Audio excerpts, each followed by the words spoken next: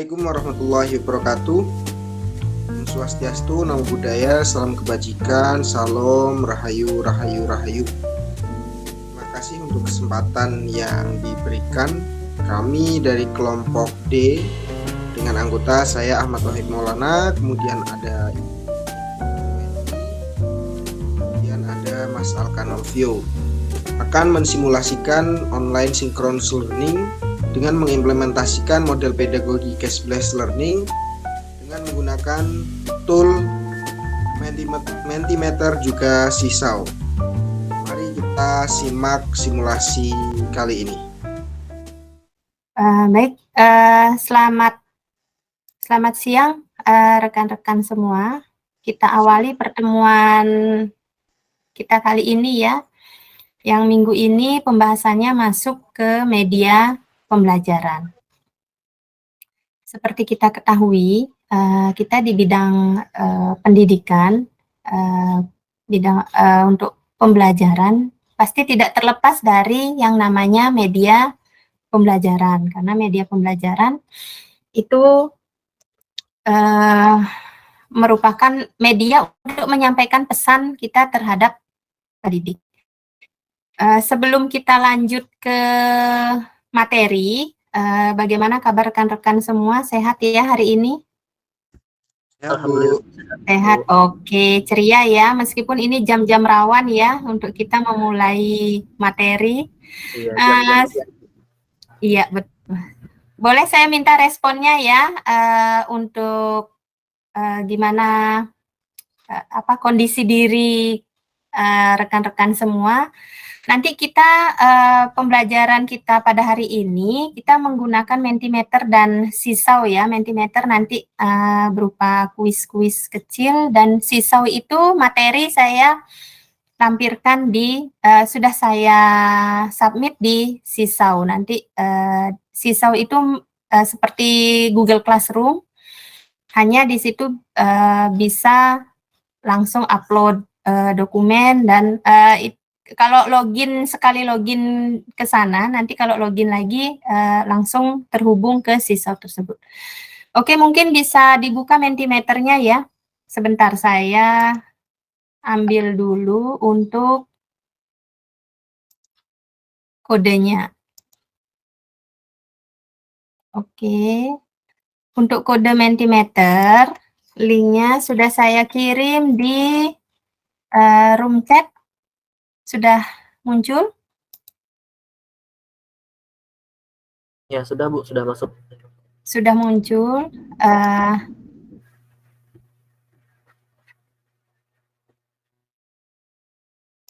Oke, silahkan rekan-rekan klik di link tersebut. Nah, Oke, bagaimana perasaan Anda hari ini? Oke, semua senang ya? Seperti ekspresinya memang udah mirip ya? Seperti ekspresi anak kecil ini ya? Oke, untuk selanjutnya, materi, karena saya sudah submit di Sisau, mungkin rekan-rekan bisa akses Sisau juga ya? Saya akan ini. Nah, sudah muncul? Sudah kelihatan ya? Bisa diklik Sisau, login as student, kemudian klik kode ini. Nanti kita belajar dari Sisau tersebut, karena materi sudah saya submit ke Sisau. Sisau.me ya, Bu? Ya, www.sisau.me. Kemudian login as student, masukkan kode ini. Kode ini. Sudah semua? Masih loading, Bu. Sebentar, saya cek dulu. Oke, sudah join Alkanovio dan Ahmad Wahid. Oke. Nah, di situ rekan-rekan bisa scroll dulu ke bawah ya, karena materi pembelajarannya ada di paling bawah. Sudah ketemu? Ya, sudah, Bu. Yang media pembelajaran dalam hal ini yang kita bahas pada hari ini adalah media visual. Bisa ya? Sudah ya? Sudah kelihatan? Sudah muncul ya? Sudah Bu, di Nah, bagian baik. aktivitas. Kenapa? Di bagian aktivitas ya. Iya, di bagian activities. Nah, itu scroll ke bawah, nanti Anda muncul ini, materi media pembelajaran yang kita bahas pada hari ini adalah media visual. Udah ya? Ya, seperti kita ketahui, mungkin saya bisa sampaikan dulu sedikit apa itu media pembelajaran. Media pembelajaran yang menurut ICT merupakan media sebagai bentuk dan saluran yang digunakan orang untuk menyampaikan pesan atau informasi. Menurut ahli yang salah satunya adalah GAG-nya, media belajar adalah berbagai jenis komponen dalam lingkungan siswa yang dapat merangsang untuk belajar. Ya, tentu saja ya, karena tanpa media pembelajaran mungkin siswa akan bosan kalau hanya mendengar gurunya saja yang menyampaikan pesannya, menyampaikan materi. Mereka butuh visualisasi media, baik itu visual, audio yang nanti mungkin kita bahas minggu depan, ataupun audio visual. Terus, menurut Briggs, media pembelajaran adalah segala alat fisik yang dapat menyajikan pesan serta merangsang siswa untuk belajar. Sampai di sini paham ya? Nah, apa itu media pembelajaran visual? Media pembelajaran visual adalah media yang memberikan gambaran menyeluruh dari yang konkret sampai dengan yang abstrak. Ini sekilas saja saya sampaikan, nanti Anda bisa baca. Ini materinya sudah saya submit juga. Intinya media visual itu hanya dapat dirasakan oleh indera penglihatan. Indera kita itu hanya bisa dilihat. Jadi kita hanya melihat saja sebuah objek, itu kita paham apa maksudnya, misalnya tanda larang merokok. Jadi tanda rokok dengan dikasih garis silang itu orang sudah paham bahwa itu tidak boleh merokok. Tanda berhenti, meskipun tidak ada kalimat narasi di sebelahnya, jadi orang paham simbol S dengan dikasih tanda silang itu berarti tidak boleh berhenti di lokasi itu. Paham ya teman-teman ya? Iya Bu, paham. Jadi tidak perlu ada keterangan Kemudian, ya untuk jelaskan. ya betul. Nah, apa saja contoh media visual yang rekan-rekan ketahui, misalnya apa? Bagan Bu. Bisa poster Poster, dan grafis, infografis gitu. infografis. Iya. Seperti itu, bisa infografis, bisa poster, segala macam. Yang hanya bisa dilihat oleh indera penglihatan. Tidak tanpa didengar. Kalau didengar itu nanti audio masuk. Paham ya sampai di sini ya? Paham, Bu. Oke, baik. Kalau saya anggap sudah, kalau paham, mungkin bisa kembali ke Mentimeter. Saya ada sedikit pertanyaan, ada satu pertanyaan. Bisa kembali ke Mentimeter. Nah, silahkan di karakteristik media visual kecuali.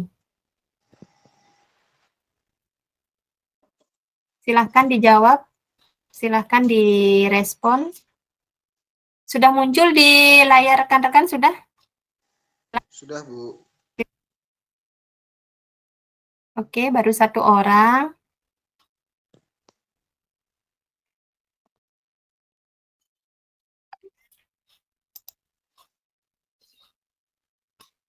Oke.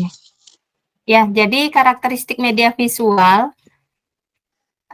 yang bukan merupakan karakteristik media visual ya ini, bersifat auditif. Auditif itu artinya bisa didengar. Paham ya rekan-rekan ya? Ya, Bu. Oke, baik. Saya stop share dulu. Ya. Jadi, itu tadi penjelasan tentang media pembelajaran. khususnya media visual. Apakah sama media visual dengan media cetak?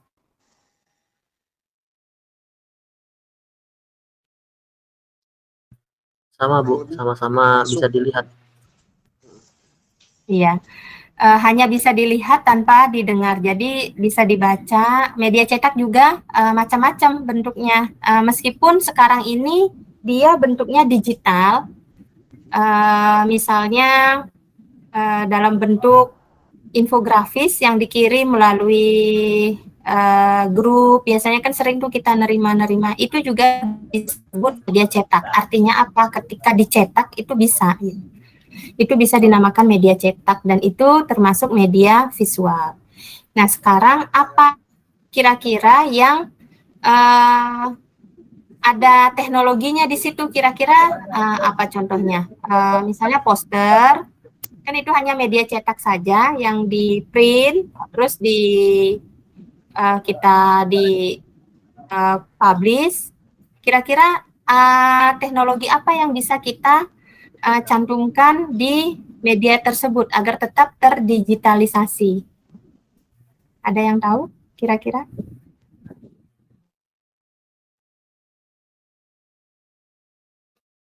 Bisa nggak kalau diisi link? Misalnya kalau diklik link itu bisa menuju ke misalnya suatu informasi, kita isi link, nah begitu kita akses link tersebut, kita terhubung ke sebuah informasi misalnya atau ke sebuah YouTube. Bisa nggak seperti itu? Bisa, misalkan kayak Maps gitu ya Bu ya. Ya, di undangan-undangan pernikahan saat ini kan banyak tuh yang scan barcode, ternyata begitu kita akses itu adalah map lokasi acara. Berarti pakai barcode juga bisa Bu? Ya, bisa. Itu agar tetap konten teknologi masuk di situ meskipun media cetak. Jadi paham ya untuk pembelajaran hari ini, rekan-rekan paham ya? Paham Bu. Ya, paham Bu. Oke, untuk selanjutnya mungkin saya akan kasih sebuah penugasan. Teman-teman bisa akses kembali untuk sisaunya. Sebentar, saya share screen dulu. Sudah terakses sisau? Di paling atas ada sebuah penugasan. Tapi di penugasan ini, buat satu media belajar visual yang menarik dan informatif yang berisikan hasil analisis dan sintesis artikel. Nah, jadi saya sudah post ini satu artikel.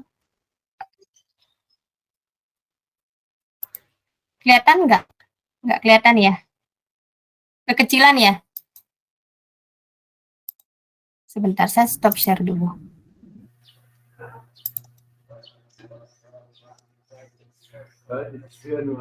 Kelihatan Bu, bisa di-download ya? Bisa di-download ya. Sebentar, saya akan menjelaskan juga di sini.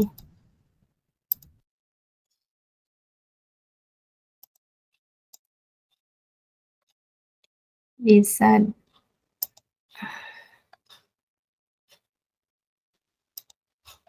Nah, sudah muncul ya? Sudah kelihatan?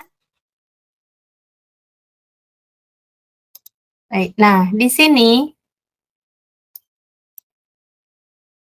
judul artikel ini adalah pengembangan media visual basic application untuk meningkatkan kemampuan penalaran siswa SMP dengan pendekatan open-ended. Nah, rekan-rekan, dari artikel ini silahkan dianalisis bagaimana pengembangan media visual yang dilakukan dan bagaimana pula keefektifannya terhadap siswa SMP ini. Tapi hasil analisis tersebut rekan-rekan bisa tuangkan di dalam bentuk media visual. Bisa infografis, bisa semacam poster, nanti bisa nanti kasih link boleh, kasih barcode boleh, yang mungkin bisa diakses untuk sebenarnya media visual itu apa. Mungkin rekan-rekan ingin menyampaikan ke publik, ke yang pembaca, ke calon pembaca tentang media visual atau mungkin tentang media pembelajaran. Silakan apa namanya, kreatifnya rekan-rekan bagaimana. Paham ya maksud saya untuk penugasan ini? Berarti semacam dirangkum ya Bu, dirinci apa saja informasi yang ada di artikel tersebut. Ya, dibuat artikel dalam ini rekan-rekan analisis, karena ini kan pengembangan media visual. Dianalisis pengembangannya bagaimana dan keefektifannya bagaimana terhadap kemampuan penalaran siswa SMP ini. Namun, hasil analisis rekan-rekan bisa dituangkan dalam bentuk media visual. Jadi, latihannya latihan mensintesis, menganalisis sebuah artikel, dan latihan membuat media visual. Paham ya? Iya, paham Bu. Oke, baik. Sampai di sini mungkin ada yang ditanyakan? Untuk deadline-nya sampai kapan Bu? Untuk deadline-nya 5 hari dari hari ini ya. Untuk hasilnya bisa di share langsung, di submit di siswa tadi yang add response. Sebentar, saya share lagi. Di sini. Nah, di sini Anda bisa klik add response.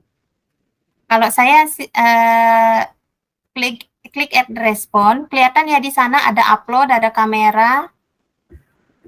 Ya. Oh ya Bu, ada Bu. Ya, ada. Nah, nanti klik di upload itu.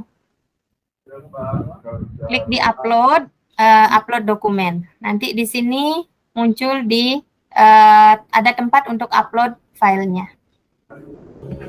Ada yang ditanyakan? Coba bisa diklik add responnya. Nah, kalau saya karena sebagai pengajar, ini yang sudah ya muncul di siswa, mungkin boleh di-share untuk memberitahu teman-temannya, mungkin barangkali ada yang bingung. Bentar, saya coba share ya. Iya. Biar nggak bingung ya nanti tempat uploadnya di mana.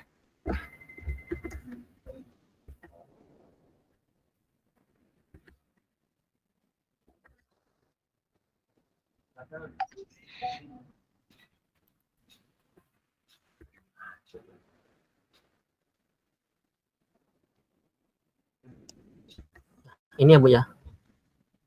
Diklik di sini. Iya, iya betul. Nanti muncul. Ya, itu diklik di upload. Di upload ini. Iya, di upload. Oke, baik Bu. Untuk linknya dikirim terpisah atau masuk ke dalam misalkan infografis itu Bu? Soalnya di sini ada link itu. Nanti bisa Anda cantumkan di infografis itu linknya. Okay. Karena kan audiens akan membaca di satu produk. Kalau terpisah nanti kan yang paham cuman kita saja. Oh ya, baik. Jadi cantumkan linknya itu. Pernah kan melihat sebuah poster atau sebuah ya infografis lah yang di dalamnya itu ada scan barcode, scan me. Biasanya di tempat-tempat umum itu kan ada biasanya di sebuah poster berita apa gitu, nanti ada di situ di scan me. Nah, nanti ketika kita scan, kita akan terhubung ke sebuah informasi seperti itu. Paham? Ya, paham Bu. Terima kasih Bu.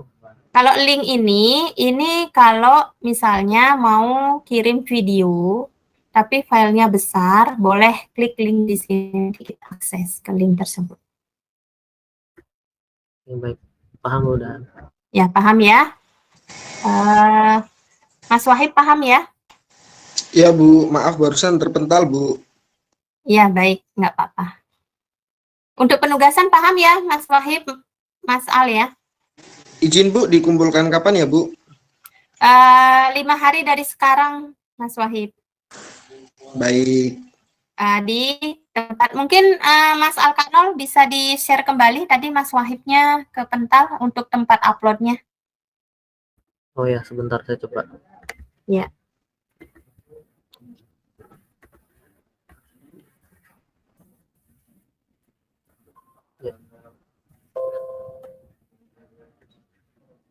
Di bagian tugas ini ya Bu ya.